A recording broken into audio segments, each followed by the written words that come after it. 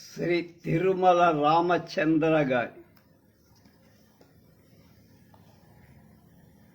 సాహితీ సొగత్తుని స్వగత్ 10వ భాగం 26/8/20. ఆఫ్రికా సాహిత్యంలో కల్పన. ఆఫ్రికా ఖండం నీగ్రోల మాతృదేశం అవునా కాదా అన్న వాదం ఒకటి ఉంది. కానీ దాని జోలికి మనకి ఇప్పుడు అవసరం లేదు. అతి ప్రాచీన సంస్కృతిని ప్రపంచానికి ప్రసాదించిన జాతులలో ఒక్కటైన ఈజిప్టు కూడా నీగ్రో వంశమే అంటున్నారు. నేటి దక్షిణ యూరప్లోని కొన్ని శ్వేత జాతుల రక్తం కూడా నీగ్రోలదే అని మరికొందరున్నారు. ఏమైనా ఇవాళ నీగ్రోల దేశం ఆఫ్రికా. దీనిలోని 20 కోట్ల ప్రజలలో అత్యధిక సంఖ్యాకులు నీగ్రో. భాషా దృష్టితో నీగ్రోలు 2 తెగలు. సూడానీ భాష మాట్లాడే పశ్చిమ ఆఫ్రికా నీగ్రోలు, బంటు భాష మాట్లాడే కాంగో తూర్పు దక్షిణ ఆఫ్రికా వాసు. పశ్చిమ ఆఫ్రికా భాష ఉపశాఖ ఇబోయి, యోరుబా, హస, పొలాని మొదలైనవి ఎన్నో.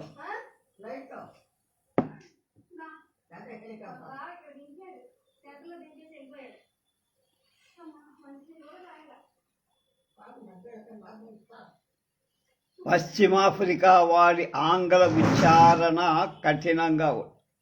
డాక్టర్ నుక్రుమా తన ఆంగ్లోచ్చారణ అమెరికాలో అందరికీ సులభంగా తెలియడానికి తన 2 పళ్ళు బీకించి వేసుకున్నారని ఒక చోట తమాషాగా చెప్పి, ఏమైనా జాగరితమైన ఆఫ్రికా జాతి ఊహలు, జానపద గాథలు, అపూర్వ కల్పనలు తెలుసుకునే ముందు 2 మాటలలో దాని చరిత్ర తెలుసుకో. క్రీస్తుకు పూర్వం 2వ శతాబ్దంలో రోమనులు, క్రీస్తు తర్వాత 8వ శతాబ్దంలో ముస్లింలు ఎన్ని దండయాత్రలు జరిపిన, మధ్యయుగంలో ఆధునిక పాశ్చాత్య దేశాలు ఎంత బలం ప్రయోగించి నీగ్రో సహజ స్వాతంత్ర వాంఛ చావల, సంస్కృతి నశించల. దానికి కారణం క్రీస్తుకు పూర్వం దాదాపు 6000 సంవత్సరాల నుండి అలెగ్జాండర్ దండయాత్ర వరకు 25 వంశాల వాళ్ళు ఈజిప్టును పాలించి దేశ సంస్కృతిని భద్రపరచడమే అప్పటి సంప్రదాయ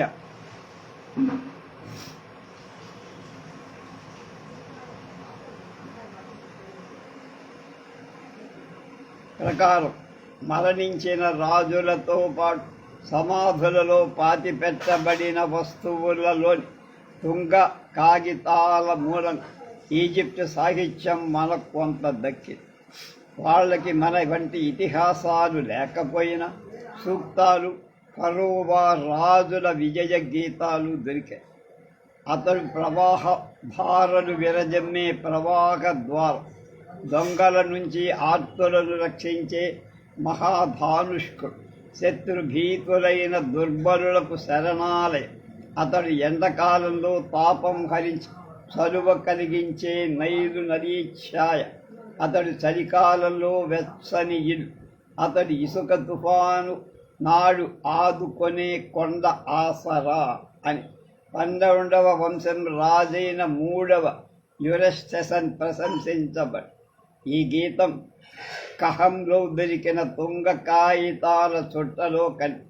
ఇది క్రీస్తు పూర్వం 2640 సంవత్సరాలని. క్రీస్తు పూర్వం అంటే ఇది 25 అదొక 20 అంటే దాదాపు 5000 పై. ఈ వ్రాతంతా చిత్రలిపిలో ఉంటుంది. ఈజిప్టు ప్రాచీనులకు మనలాగా దేవతా గణం ఎక్కువ. దేవతల్లో అందరికంటే రా అనేవాడు గొప్పవాడు. అతన్ని ఒక్కొక్కప్పుడు సూర్యుడిలో ఐక్యం చేయటం కూడా ఉంది. ఒక సమాధి లభించిన సమాధిలో లభించిన రవి సూక్తమే. ఓ రా అంటే రవి, నీకు జయం. నీవు సత్యమయ ప్రభువి, ప్రేమస్వరూపి. నీ రాక వల్ల మానవులు జీవిస్తారు, అందరికీ కళ్ళు తెరిపిస్తావు. అంతరాళంలో ఉదయించి శాంతి కాంతులు వెలిగిస్తావు. నీ ఉదయం వల్ల దేవతలంతా సంతోషిస్తారు. నిన్ను చూడగానే వాళ్ళ హృదయాలు పులకిస్తాయి. ఓ ప్రభువు, నీ ఆగారం అప్రత్యక్షం. నీవు దేవతలకు ప్రభు. భెపేరా నావలో వస్తావు. నీ ఆజ్ఞతోనే దేవతలు జన్మిస్తావు. నువ్వు సర్వదాతవు, నీకు జయం. నువ్వు ఒక్కడివి, చేతులు అని. ఈ ప్రార్థన మన సహస్ర కరుణి స్తోత్రం వంటిది. ఆ సచ్చేన రజసా వర్తమానో నివేశన్ అమృతం మత్యంచ హిరణ్యేన సవితారథేన అదేవో యాతి భువనాని పశ్యన్. అలాంటి ఈజిప్టు ప్రాచీనులు ఆలపించిన రాత్రి సూక్తం ఋగ్వేద మహర్షుల రాత్రి వర్ణనకేం తీసిపో. నువ్వు పశ్చిమ దిగంతంపై ఉదయించగానే భూమి మరణించిన దానిలా చీకటిలో మునిగిపోతుంది. అందరూ వాళ్ళ ఇళ్లలో సుఖ నిద్రపోతుంటారు. వాళ్ళు తలకు ముసుగు కప్పుకుంటారు. వారి ముక్కు పుటాలు ఆగిపోతాయి. ఎవరు ఎవరిని చూడరు. తల కింద ఉన్నది ఎవరైనా దొంగిలించినా కనుక్కోలే. ప్రతి సింహము తన గుహ నుంచి వెలికి వస్తుంది. ప్రతి పాము పడగ విప్పి వెలికి వచ్చి కరుస్తుంది. అంధకారం ప్రపంచమంతా మూగపోయి అతడే అంటే అంధకారమే వాళ్ళని తన క్షితిజంలో విశ్రమించేట్లు చేశాడు. మనం రాత్రిని స్త్రీగా భావించాం, వారు పురుషుడుగా సూర్యుడికి ప్రత్యర్థిగా భావించారు. మనకులాగానే వాళ్ళకి నదులు పరమ పూజనీయ. నైలు నది ఎవరో అజ్ఞాత కవి ఏ విధంగా స్తుతించాడో చూడండి. ఆ మంచి దేవుడు ముఖంగా సుఖంగా ఉండని. స్వర్గం ప్రేమించే నైలు నది, పూజ్య నైలు నదిపై వసించే దేవతల తండ్రి సుఖంగా ఉండు. నైలుకి ఈజిప్టుకు సర్వస్వం భాగ్యం ఆకారం. నైలు తండ్రి మన సుందరం, తమకు తామే జీవించేట్లు చేస్తున్న. సంపదలు ఆయన మార్గంలో, సమృద్ధి ఆయన కరాంగులలో. ఆయన రాక పెద్దలకు సంతోషమే. ఓ నైలు తండ్రి, నీ ఒకడవే స్వయంభూ. నువ్వు ఎప్పుడు ప్రభవించింది ఎవ్వరికీ తెలియదు. నువ్వు అవతరించి ప్రత్యక్షమైన నాటి నుంచి అంతా సంతోషిస్తారు. నువ్వు మత్స్య సంతతికి తక్కిన అమూల్య పదార్థాలకు ప్రభు. నువ్వు ఈజిప్టుకు సమృద్ధి సంతరిస్తావు. పవిత్రమైన నవచక్రం కూడా నువ్వు ఎప్పటివాడో చెప్పవు. నువ్వు దానికి కూడా జీవమే. నువ్వు వచ్చినప్పుడు వాడు నవచక్రం వాడు పూజలు ఇనుమడింపజేస్తారు. నువ్వు రావగానే ఘోషిస్తా. అతడు అంటే నైలు తండ్రి చీకటి నైలు నదిని తండ్రిగా చీల్చుకొని వచ్చి పచ్చిక దుబ్బులు చీల్చుకొని వచ్చి వెలుగు ఇస్తా. అతడు అన్నీ ఉత్పత్తి చేస్తా. అతని ఫలి దేనికి ప్రాణం పోయదు అంటే అన్నిటికీ. అతని తోటలను నింపటానికే జనం ఉడుపులు బట్టలు ధరిస్తారు. అతడు తన కార్మికులను దయతరుస్తాడు. అతడు అనంతమైన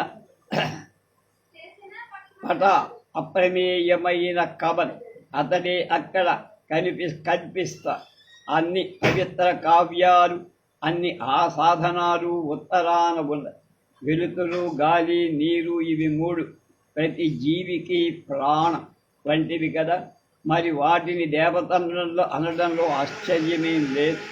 నైలు నదం ఆఫ్రికాకి జీవనాడి. దానిని అనంతునిగా భావించడంలో అతిశయోక్తి ఏమి లేదంటున్నారు తిరుమల. తూర్పు ఆఫ్రికాలోని ఒక జాతి పెద్ద సంఖ్య గుణకారం తెలియదట. ఎంతటి పెద్ద సంఖ్యను గుణించవలసిన 2 సంఖ్యలను 2తో హెచ్చించి 2తో భాగిస్తుందట. ఉదాహరణకు 30ని 9తో గుణించాలనుకోండి. ఇదే పద్ధతి. 30 డివైడెడ్ బై 2 15.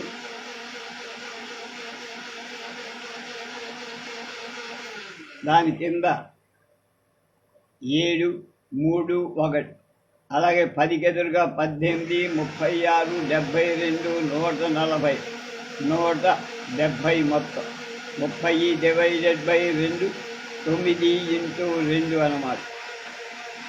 అంటే 30ని 2తో భాగాలిస్తే 15, 15 2తో భాగాలిస్తే 7, 7ని భాగాలిస్తే 3, 3ని భాగాలిస్తుంది, అంటే శేషం తీసేస్తున్నారు.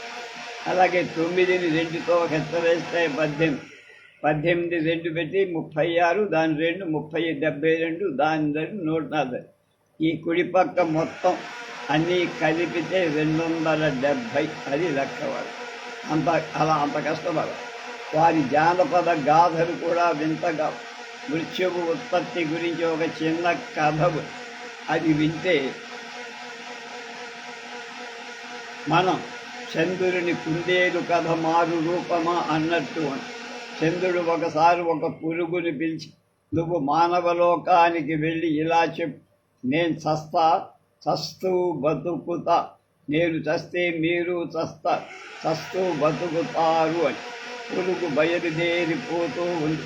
అంతలోనే దానిలో ఒక కుందేలు తటస్థపడి, పురుగా ఎక్కడికి వెళ్తున్నావు అంటే, ఏం పని మీద వెళ్తున్నావని మళ్ళీ నన్ను చంద్రమహారాజు పంపారు, మానవుల దగ్గరికి పోతున్నా, ఆయన మాట ఒకటి వాళ్ళకి చెప్పాలి అని విషయం వివరంగా చెప్పింది.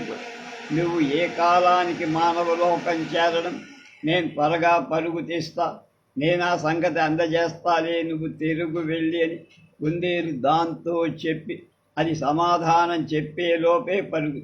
కుందేలు దారిలో తను చెప్పవలసిందంతా సగం మరిచిపోయి మానవలోకం చేరా వాటిని కలుసుకొని, చంద్రమహారాజు నన్ను పంపాడు, మీకు ఒక సంగతి చెప్పమన్నాడు, నేను చస్తే చచ్చి నశిస్తా, మీరు కూడా చచ్చి పూర్తిగా నశిస్తారని చెప్పమన్నారు. ఆ తర్వాత చంద్రలోకాన్ని తిరిగి వెళ్ళి తను మానవులతో చెప్పిన అన్ని విషయాలు చెప్పి చంద్రుడు ఉగ్రుడయ్యాడు. నేను క్రిమికి ఎలా చెప్పలేని, నేను చెప్పని విషయం ఎలా చెప్పావు, ఎంత సాహసమని కర్ర తీసుకొని కుందేలు మీ మోర మీద విసిరాడు. దాని దెబ్బకు కుందేలు ముక్కు నడుము తెగింది. అప్పటి నుంచి కుందేళ్ళు ముక్కులన్నీ తెగి ఉన్నాయి. కానీ మనుష్యులు మాత్రం కుందేలు చెప్పింది ఇవాళకి నమ్ముతూనే ఉన్నారు. జలప్రళయం సంగతి ప్రతి జాతిలోనూ ఏదో రూపంలో కనిపిస్తుంది. సూర్యచంద్రాదులు ఆకాశంలో ఎందుకున్నారు అనే ఆఫ్రికా జానపద గాథలు ఈ సంగతి ఇంకొక విధంగా చెప్పబడింది. చాలా కాలం క్రితం సూర్యుడు, నీళ్లు పరమమిత్రుడు, ఇద్దరు భూమి మీదే ఇరుగు పొరుగ్గా ఉండేవాడు. సూర్యుడు నీటి వద్దకు తరచూ వచ్చేవాడు, కానీ నీరు మాత్రం సూర్యుడి వద్దకు ఎప్పుడూ వెళ్ళేది కాదు. అలా ఉండగా ఒకరోజు సూర్యుడు నీటిని అడిగాడు, మా ఇంటికి ఎందుకు రావని? నీ ఇల్లు పెద్దది కాదు, నా పరివారం అంతే వస్తే చోటు ఉండదు, మేమంతా రావాలంటే నువ్వు పెద్ద ఆవరణ గల భవనం ఒకటి కట్టుకో, మా వాళ్ళందరికీ దానిలో చోటు ఏర్పాటు చేయి అని నీరు సమాధానం. ఆ మాట విని సూర్యుడు ఇంటికి తిరిగి వచ్చి భార్య చంద్రమ్మ నవ్వుతూ తలుపు తీసి సూర్యుడు ఆమెతో తన మిత్రుడు నీళ్లు చేసిన వాగ్దానం సంగతి చెప్పాడు. ఆమె సరే అని. మర్నాటి నుంచి ఇల్లు కట్టడం ప్రారంభించారు మొగుడు పెళ్ళ. ఇల్లు ముగయ్యగానే నీటిని ఆహ్వాని నీరు పరివారంతో వచ్చి, నేను మీ ఇంట్లోకి రావచ్చా, ఇల్లు భద్రంగా ఉంటుందా అని. సూర్యచంద్ర, రావచ్చు మిత్రమా, భయమేం లేదన్నారు. అప్పుడు నీరు సకల జలచరాలతో పాటు లోపలికి వచ్చేసి త్వరలో భవనమంతా మోకాటి బంటి నీరే. ఇంకా ఇల్లు భద్రమేనా, మరికొంతమంది మా వాళ్ళు రావచ్చా అని అడిగింది. ఓ అలాగే అన్నారు సూర్యచంద్రుడు. నీరు మరికొంత వచ్చి ఇల్లంతా తలబంటి నీరు ఇంకా నా వారు రావాలంటారా అని సరే అన్నారు.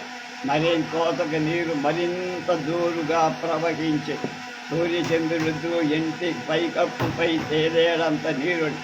మళ్ళా నీరు అడగ్గా సూర్యచంద్రుడిద్దరూ అదే సమాధానం చెప్పి నీరు ప్రచండ వేగంతో పారింది. సూర్యచంద్రులిద్దరూ గత్యంతరం లేక ఆకాశంలోకి వెళ్ళిపోయారు. నేడు పశ్చిమాఫ్రికా వాడు ప్రధానంగా ఇంగ్లీషే నేరుస్తుంది. దానికే రాజకీయ భాషగా గుర్తి ఘనాలు డైనమిక్ పార్టీ స్థాపకుడు షిన్లు ఓచ్ ఇంగ్లీషు నుంచి పనిముట్టు అన్నారు. ఇంగ్లీషు మంచి పనిముట్టు అన్నారు. విమానం ఎక్కడానికి నిరాకరించిన ఇంగ్లీషు వాడటం ఎందుకు కాదనాలని అని ఆయన బ్రహ్మని ఆంగ్ల మాసపత్రిక ఆఫ్రికా సంస్కృతికి ప్రతిబింబంగా వెలసి తెల్లవారిపై ద్వేషం ఉన్న ఆంగ్ల భాషను వాళ్ళు ద్వేషించాలి. తెల్లవారు కూడా ఆఫ్రికా వాసుల మనస్తత్వం సంప్రదాయం తెలియకనే పరిపాలన సాగించి ద్వేషం కనుక్కున్నారని దీనికి ఒక ఉదాహరణ చెబుతా.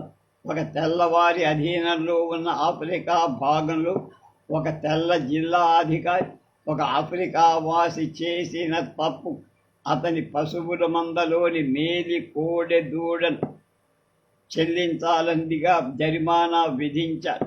విచారణలో పాల్గొన్న ఆఫ్రికా పెద్దలంతా ఇది వాడు ఇవ్వడు, దానికి మారు మరొకటి తీసుకోండి, లేకపోతే 2 కోడె దూడలు తీసుకోండి అని బతిక. ఆ అధికారి ఒప్పుకోల.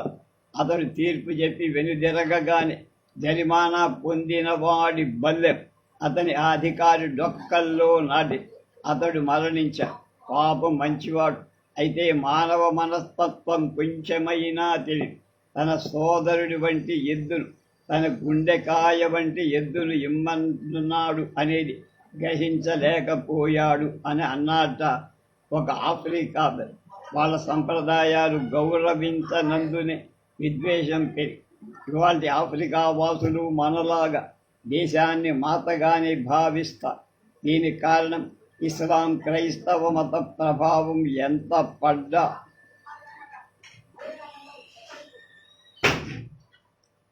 చెక్కు చెదరని మాతృలీన వ్యవస్థ ప్రభావం. పూర్వం ఒకప్పుడు మాతృలీన వ్యవస్థ మహామాయా సంస్కృతిగా ఆసియా, ఆఫ్రికా, యూరప్ ఖండాల్లో వ్యాపించి ఉంది. ఆ సంస్కృతి ప్రభావమే మనకు పలువురు దేవతలను భావింపచేసి ఆఫ్రికా వారి నేటి కళలలో సాహిత్యంలో మత ప్రభావం చాలా ఎక్కువ. వారి కవితలో ప్రకృతి ప్రతిధ్వనిస్తుంది. వారి సంగీతం వింటుంటే తుఫాను ఘోష వజ్ర నిర్ఘోషం వినిపిస్తుంది.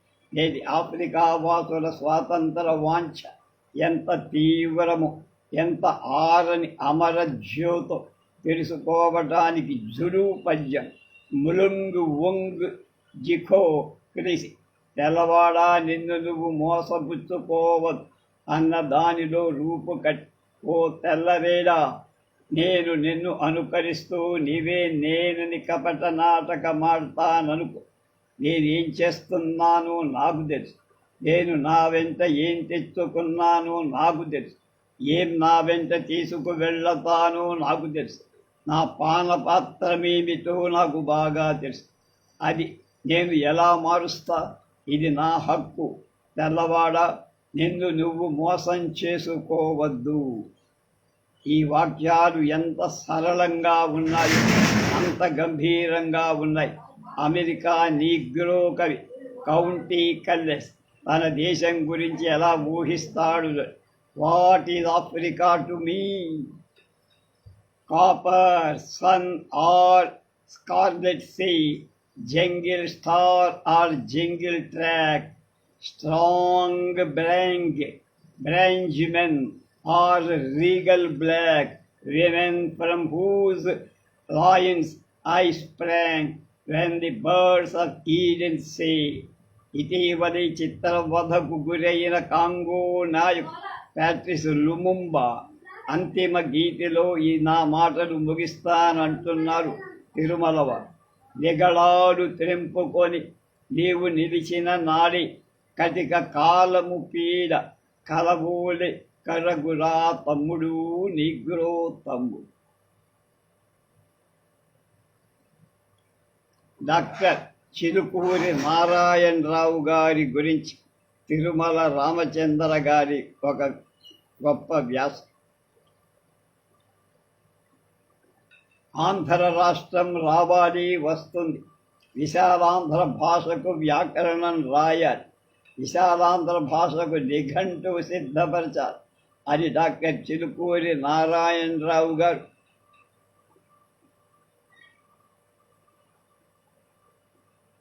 1952 జూన్ 22వ తేదీన మద్రాస్ జనరల్ ఆసుపత్రిలో మరణశయ్యపై సన్నిపాత టైఫాయిడ్తో కలవరించిన మానవుడి మనస్సులో అంతరాళాలలో దాగిన సహజ వికారాలు, భావాలు, ఆశయాలు, ఆదర్శాలు, స్వప్న సుషుప్తి అవస్థలలో తమంతటనే ఉబుకుతాయని మనస్తత్వవేత్తల నిర్వచనానికి తార్కాణం. విశాలాంధ్ర సాహిత్యం కోసం, విశాలాంధ్ర భాష కోసం మనుగడ సాగించిన రావుగా జ్వరోద్రేకంలో మైమరచినప్పుడు కూడా అలా కలవరించడం అబ్బురమేమీ కాదు. ఒక్కొక్క యుగంలో ఒక్కొక్క సీమ ఆంధ్ర భాషకు వన్నెలు వెలార్చి సంస్కృత సాహిత్యం మీగడ తరకల చాళుక్య సీమ తరచి అందిస్తే, నల్లగొండ సీమ మౌలికమైన సాహిత్యం సృష్టి రాయల సీమ తెలుగు సాహిత్యాన్ని దినారటంకాల తీర్థమాడించి మదకరీంద్రమెక్కిస్తే, చోళసీమ కొబ్బరాకుల పందిళ్లు వేసి బంగారు గెలలతో ఒరిగిన అరటి స్తంభాల మంటపాలతో పువ్వుల నగలతో అలంకరించి ఈ పువ్వుల నగలు నాడు చూడగానే విదేశ సాహిత్య సౌరభాలు వంగసీమ నుంచి తొలిసారిగా వీచిన కళింగ సీమ అంతలో మేల్కొని పులకరించి వరబడి పెట్టి కొత్త తెన్నులు తీర్చి భాషలో, భావాలలో, పరిశోధనలు, పరమానంద అనుభూతితో ఒక్కటేమి కళింగ సీమకు వలసలు పోయిన పోకడలన్నీ నవయుగ ప్రవర్తక.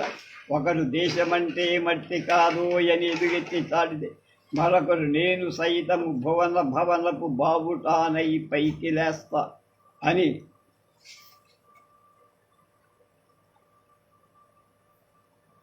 ఆత్మవిశ్వాసం ప్రకటించి వంగి కుంగిన తెలుగువాడి తల హంపి తేరు రథం చూడాల్సిందిగా ఎత్తి, మనం పుట్టింది మొదలు పలికే పలుకు తప్ప తక్కిన కృత భాష మనకెందుకని ఒకరు మహోద్యమాన్ని ప్రారంభిస్తూ దానిని విద్యాపీఠాల వరకు, కళా పరిషత్తుల వరకు అందరాలపై తీసుకు వెళ్ళారు మరికొందరు.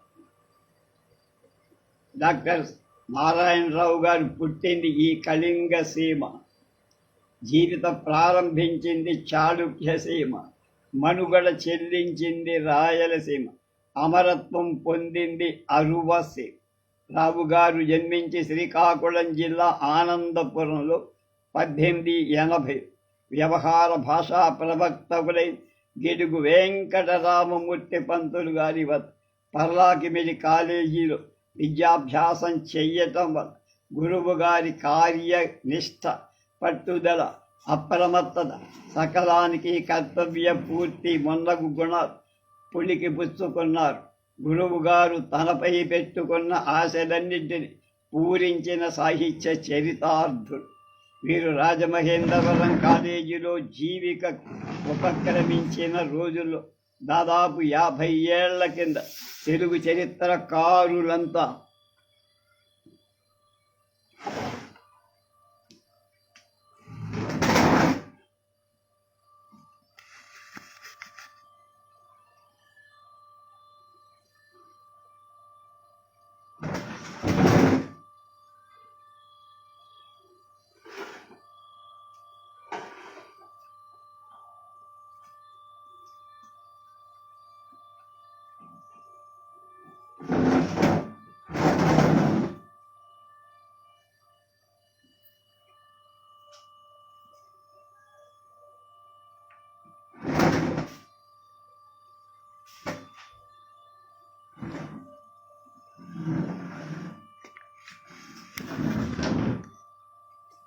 మహారాష్ట్రలో వంగీయులో తమిళులలో విస్సన్న చెప్పిందే వేదమన్నట్టు వాళ్ళ పలుకే ఆనాటికి ప్రమాణం. మీది ఆంధ్రీ, సౌత్ శాతవాహనులు మీ వాళ్ళు కాదు. తెలుగు భాష 11వ శతాబ్దానికి కానీ కళ్ళు తెరవ అని అలాంటి అధిక్షేపాలు అసనిపాతాలు తెలుగు వారిపై పడి ఈ పిడుగుపాట్లకు తెలుగు విద్వద్లోకం మూడైపోవడానికి ఆంధ్రేతిహాస పరిశోధక మండలి రూపంలో చిగుర్చింది. దీనిని పురోధి చేసిన వాడు నారాయణరావు గారు చిరుకోని. వీరి ఈ పరిశోధన మండలి తమ కష్టార్జితమైన 2000 అమూల్య తాళపత్ర గ్రంథాల భండారం బహూకరించారు. ఈ మండలి ఆంధ్ర ఇతిహాసానికే కాదు, భారత ఇతిహాసానికే చేసిన సేవ నిరుపమానమైంది. రాజమహేంద్రవరం కళాశాల నుండి అనంతపురం కళాశాలకు బదిలీ అయింది వీరితో వీరి సాహిత్య సేవారంగం చాళుక్య సీమ నుంచి రాయలసీమకు వెళ్ళి రాయలసీమ ప్రజలలో వీరు తాదాత్మ్యం పొందారు. అక్కడి ప్రజల నిత్య వ్యవహారాల్లో చెక్కు చెదరు. తొలి తెలుగు పదాలు, భాషా సంప్రదాయం, పాత తీరు తీయాలి వీరి మనస్సును మృత్యులిగొన్న. రాయలసీమలోని రతనాలు కూర్చి విశాలాంధ్రావనికి ఉదారంగా ఉపహారంగా సమర్పించారు. ప్రజలలో అన్నగ్గి మన్నగ్గి ఉన్న రాయల నాటి రసికతను రేకెత్తి భావుకులను సాహితీ ప్రియం భావుకులను చేసి విశాలాంధ్ర అవతరణకు ప్రోధి చేయడం తమ ఆదర్శంగా భావించారు, కృషి చేశారు, కృతార్థులయ్యారు. ఈ పవిత్ర భావన కృష్ణదేవరాయాంధ్ర పరిషత్తుగా మూర్తీభవి. రాళ్లపల్లి అనంతకృష్ణ శర్మ, పప్పూరు రామాచార్యులు, కల్లూరి సుబ్బారావు మొదలైన వాడు రావు గారితో పాటు పరిషత్తుకు మూల స్తంభాలై నిలబడ్డారు. ఈ పరిషత్తు నివురు కప్పిన నిప్పులాంటి పరిశోధనకులకు, భావుకులకు, పండితులను నివురు పెట్టి వేసి దివ్వటీలుగా దగ్గలాడి రాయలసీమలోని తాత్కాలికమైన స్తబ్దతని శివభారత, రాణా ప్రతాప సింహచరిత్, విజయనగర రాజ్యపతనం వంటి మహాకావ్య తదితర విమర్శక గ్రంథాలు అవతరించగలిగాయి. తెలుగునాట ఆర్యజాతనే వాళ్ళ విశ్వాసం కలవాడు కనుక పైశాచీ ప్రాకృతమే తెలుగుకు మాతృభాష అని వీళ్ళ విశ్వాసం. ఈ విశ్వాసమే ఆంధ్ర భాషా చరిత్ర రచనకు ఆలంబం. భాషావేత్తలు మొదలైన 3 పెద్ద వర్గాల్లో విభజించారు. సంశ్లిష్ట భాషలు, ఈ భాషల్లో ప్రత్యయం ప్రకృతిలో కలిసిపోయి సంస్కృతం మొదలైనవి ఉదాహరణ. శృంఖలా భాష, వీటిని ప్రకృతి ప్రత్యయం గొలుసులాగా కలిపి ఉంటూ విడివిడిగా కనిపిస్తాయి. తెలుగు మొదలైనవి ఉదాహరణ. శ్లిష్ట విశ్లిష్ట భాషలు, ప్రకృతి ప్రత్యయాలు ఒకదానికొకటి అంటకుండా విడిగా ఉండే. ఇంగ్లీషు, చైనా భాషల వంటివి వీటికి ఉదాహరణ. తెలుగు ప్రకృతి ప్రత్యయాలు గొలుసైన శృంఖలా భాషే కాని సంశ్లిష్ట భాషగా. రావుగారు తమ ఆంధ్ర భాషా చరిత్రలో తెలుగుకి ప్రాకృత జన్యత్వం స్థాపించడానికి ఎన్నో పోలికలు చాలికలు ప్రదర్శించి కృష్ అనే సంస్కృత ధాతువు నుండి గ్రీకు పుట్టిందని మొదలైనవి. కానీ భాషా పరిణామ పరిశోధన జీవగర్ర అయిన తెలుగు సంధులు విభక్తులు ప్రాకృత సంస్కృత విభక్తులతో సమన్వయించలేకపోయాయి. ఈ 2 సమన్వయించి ఉంటే వీరి సిద్ధాంతం శిరోధార్యమై ఉండే. స్వసిద్ధాంత స్థాపనకు వీరు చేసిన కృషి ఫలితంగా తెలుగుకు ప్రాకృతానికి గల పరస్పర సంబంధం, సామ్యం చాలామందికి తెలిసింది. పాల్కొరికి సోమనాథుడు మైసూరు సరిహద్దు ప్రాంతం వాడని వీరు సూచించిన వాదము పండితామోదం పొందలేకపోయి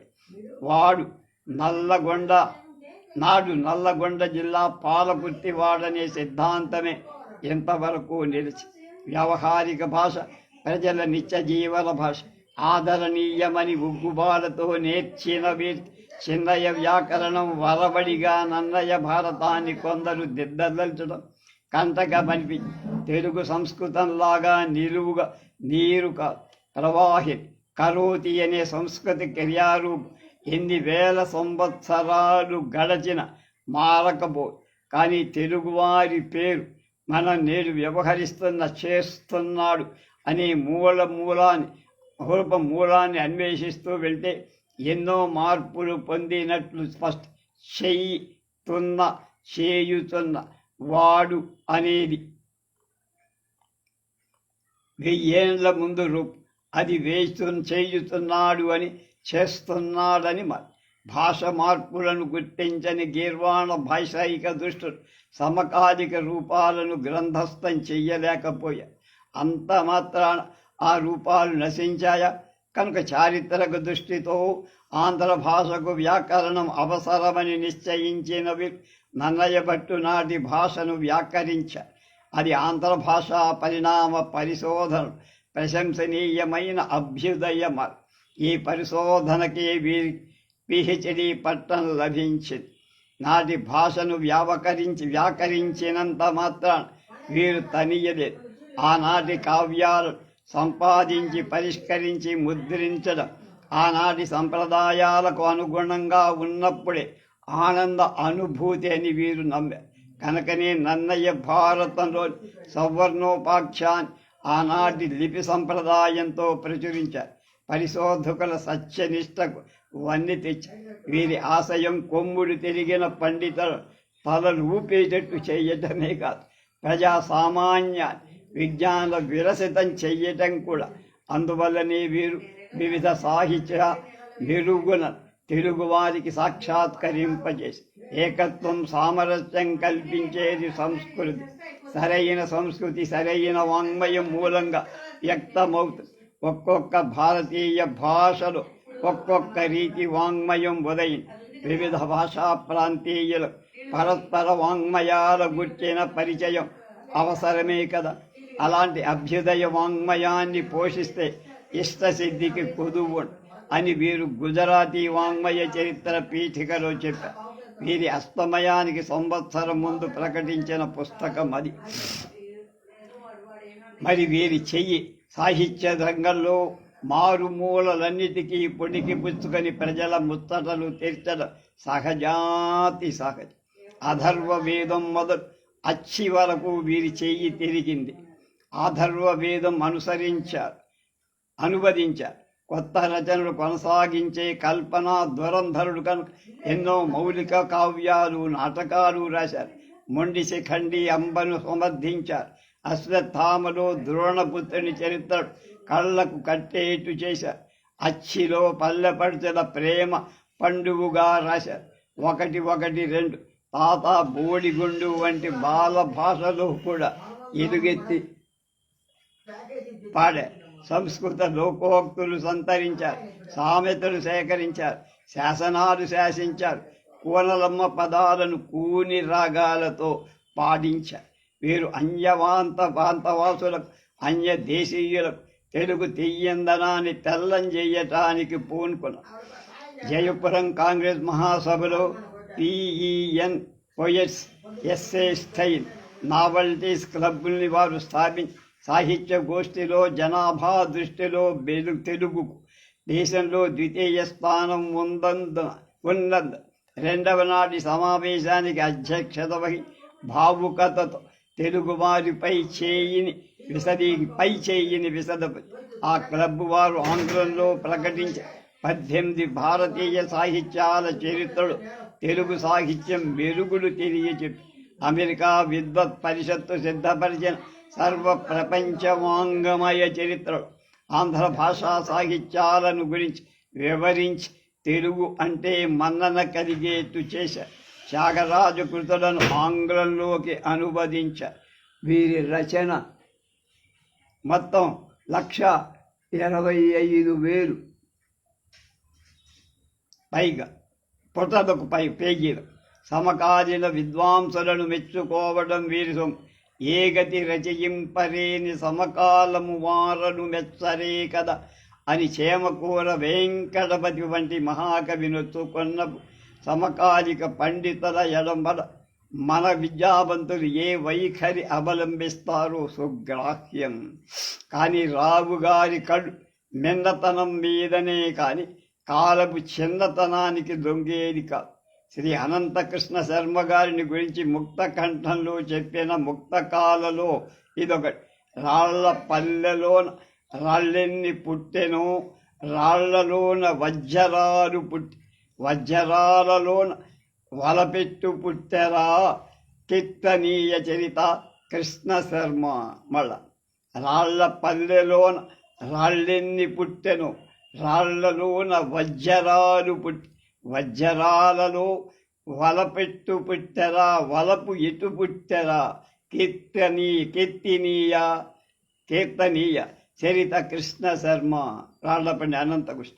మనసులోని మారుమూలలో కులమత భేదం లేని మహనీయుడు గరావుగా ఎన్ని సంవత్సరాలు వీరితో పరిచయమున్న ఎదుటివారి పేరు ఊరు తప్ప తక్కిన వాటి జోలికి వీరకక్కర్లేదు. మీ పేరేమిటి, ఏ ఊరు, ఏం చేశారు, ఏం వ్రాశారు, మీ ప్రాంతం సామెతలు సేకరించి ప్రకటించండి, లేకపోతే నాకు పప్పు అని వీరు తమ దగ్గరికి వచ్చిన అపరిచిత సాహిత్య బంధువులు ఎప్పుడు అడుగుతూ ఉండేవారు. భోజనానికి ఇంటికి వెళ్ళాలా అని వీరు అనే మాటలు చెవుల్లో నేటికి గింగురుమంటూ ఉంటాయి. సాయంకాలం వీరింటికి వెళ్తే కవితా గోష్ఠిలో, సదచర్చలు, చరిత్ర చర్వణలో రాత్రి 11 అయ్యే. పొద్దుపోయిందండి, ఇంకా వెళతాననే వారు సాహిత్యం ఎందుకు అనేది వీరు మరు ప్రశ్న. భోజనానికి అంటారు. వచ్చిన వారు అని యథాలాపంగా చెప్పి భోజనానికి ఇంటికి వెళ్ళాలా అని సమాధానంగా ప్రశ్నించేవారు. సరే, అతిథులకు యజమానులకు భోజనం అవుతుంది. తెల్లవారులు మరలా సాహిత్య కాలక్ష 1 గంట సేపు కొనుక్కు కాకపోగానే మళ్ళా గడియారంగా 4 గంటలకే లేచి స్వయంగా పరిశీలన. ఇలా ఎన్నిసార్లు వీరు కాలేజీకి భోజనం కూడా మాని ఆలస్యంగా వెళ్ళేవారో తెలియదు. వీరు శతాధిక గ్రంథకర్త. కొన్ని పుస్తకాలను మాత్రమే పేర్కొంట. మత గ్రంథాలు అథర్వవేదం, ఋగ్వేద సాయనం, భగవద్గీత, ఆపస్తంభ ధర్మసూత్రాలు, గౌతమ ధర్మసూత్రాలు, త్రిపిటకాలు, ధమ్మపదం, అశోకుని ధర్మశాసనం, గౌతమ బుద్ధుడి జీవితం, జైన మతం, శైవ సిద్ధాంతం, బసవేశ్వరుడి చరిత్ర, అద్వైత సిద్ధాంతం, ఖురాన్ షరీఫ్, బైబిల్, సర్వమత సామరస్యం. శాస్త్ర గ్రంథాలు తర్క సంగ్రహం, శిశు మనస్తాస్త్రం, అలాగే ప్రసవ శాస్త్రం, మరికొన్ని. చరిత్ర గ్రంథాలు రోమన్ చరిత్ర, గ్రీసు చరిత్ర, రష్యా చరిత్ర, చీనా చరిత్ర, జపాన్ చరిత్ర, బర్మా చరిత్ర, ఆంధ్ర చరిత్ర, గాంధీ చరిత్ర, టాల్స్టాయ్ చరిత్ర, ఆంధ్ర భాషా చరిత్ర, సంస్కృత ప్రాకృతాది వాంగమయ చరిత్ర, వివిధ భాషల స్వయం బోధినుడు, ఆంధ్ర వాంగ్మయ చరిత్ర 10 సంపుడు. నాటకాలు అంబా, మొండిశిఖర్, అశ్వత్థామ, అచ్చి, కాపువరం, పెళ్లి నాడే నాటకం, తిమ్మరసు, బొమ్మ పుత్తికట్, మధురాంతకి మొదలైనవి 20 నాటకాలు. వ్యావహారిక భాషా రచనకు అనువైనదే అని సజీవ భాష అని ఎలాంటిదో ఆయన ఒక మారి ఇలా సజీవ భాష అంటే జీవంతో కూడిన భాష, ప్రాకృతజనమైన భాషితమైన భాష. ఆ ప్రాకృతానికి ఇప్పుడిప్పుడే కానరాదు, ఏనాడి వాడైనా కావచ్చు. ప్రాకృత అనుభవాలు ఆ భాషలో ఎప్పుడైనా వ్యక్తపరిచి ఉంటే అది సజీవ భాషే. కాబట్టి ఈ లక్షణం కలిగి ఉన్నంతసేపు కావ్య భాష సజీవ భాష కాదనటానికి వీల్లేదు. కావ్యాలలో ఉపయోగించి బడకపోయిన మాత్రం చేత అది సజీవ భాష కాకపో. భాషా ప్రయోజనం సిద్ధిస్తున్నంతసేపు అది సజీవ భాషే. వీరి శిష్య ప్రీతి అపార, ఆదర్శ. తమ దగ్గర చదివిన ప్రతి కాలేజీ విద్యార్థి తమలాగా అనవరత కార్యవ్యగ్రులై కావాలని, ఆయన బహుగ్రంథకర్త కావాలని ఆశించేవారు. వారిని ఒడ్డుకు చెయ్యాలని తహతహలాడేవారు. ఆశలను పండించుకునేవారు కూడా. వీరి ప్రోత్సాహం వల్ల పలువురిని కవి పండితుల, పరిశోధకులు, వ్యవహారిక భాషావాదులైన వీరు ఆంధ్ర విశ్వవిద్యాలయం వ్యవహార భాషను అధికార భాషగా, బోధన పాఠ్య భాషగా పరిగణింప చెయ్యటానికి ఎంతో ప్రయత్నించారు. కానీ ఆంధ్ర విశ్వవిద్యాలయం వారు వీరి ఆంధ్ర భాషా చరిత్ర వ్యవహారక భాషలోనే ప్రచురణ పొందాలని చేసిన మహాయత్నాన్ని కూడా ప్రతిఫలింపచేయవలె. వారి నియమ నిబంధనలకు కట్టుబడి ఆ గ్రంథశైలి వ్యవహారికానికి అనుగుణమైన గ్రాంధిక భాషలో వీరు దిద్దాల్సి వచ్చి పండితారాజ్య చరిత్ర మొదలైన ప్రాచీన గ్రంథాలన్నిటినో వీరు సంస్కరించి విపుల పీఠికలు వ్రాసి వీరి చేతబడిన పుస్తకం ఆలకారాదిగా అనుక్రమణిక క్రింద జాబితా రావాల్సిందే. అనుక్రమణిక తప్పనిసరిగా స్థిరపరచడమనే పద్ధతి ఖచ్చితంగా పాటించిన వీరు ముఖ్యం ప్రచురణ తక్కిన పనులను సకాలానికి నిర్వహించడం వీరి వ్యవహార దక్షతకు మెరుగు. వీరి పాండిత్య ప్రతిభను గుర్తించిన ఆంధ్ర విశ్వవిద్యాలయం కళా ప్రపూర్ణ బిరుదుతో గౌరవించి 1940 కాశీ సంస్కృత విద్యాపీఠం వారు మహోపాధ్యాయ వీరు వైయక్తిక జీవితంలో స్వాతంత్రవాదులని పేర్కొనడం చర్విత. వీరు అనంతరం ప్రభుత్వ కళాశాలలు ఆచార్యులుగా ఉండగా వీరి సతీమణి లక్ష్మీ నరసింహగా కాంగ్రెస్ పక్షాన జిల్లా బోర్డు సభ్యురాలిగా ఉండేవారు. ఇలాంటి ప్రజాజీవుడు, పరిశోధకుడు, పండితుడు అయిన నారాయణరావు గారు మిగిల్చిన పని కొనసాగించడం ఆంధ్రావని కర్తవ్యం. వీరు ప్రారంభించిన విశాలాంధ్ర నిఘంటు, విశాలాంధ్ర వ్యాకరణం పూర్తి చేయడంలో విద్వద్లోకం విద్యుక్త ధర్మం అంటే తప్పనిసరిగా చెయ్యమని. రేపు కంకంటి విష్ణుమాయ నాటకాన్ని గురించి తెలుసుకుందాం.